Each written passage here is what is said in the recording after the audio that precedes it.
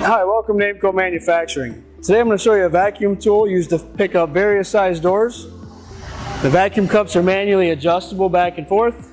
We have guides that you can move out of the way if needed, bring them down into place.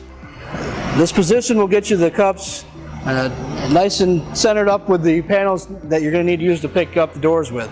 I'll show you how this works. You'll turn the vacuum on. Lower it down with a down button. Align the guides with the edge of the door.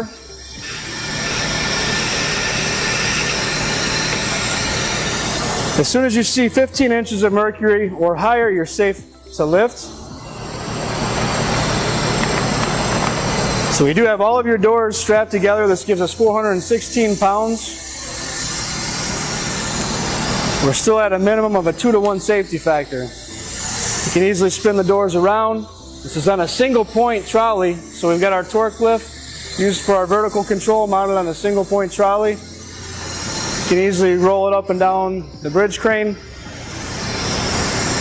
from side to side. We've got our pivoting handlebar here. It helps keep you in a comfortable position. Before I do that, I'll show you the safety system. You're unable to push the vacuum off button by itself. You do have to pull the common trigger in and the vacuum off at the same time.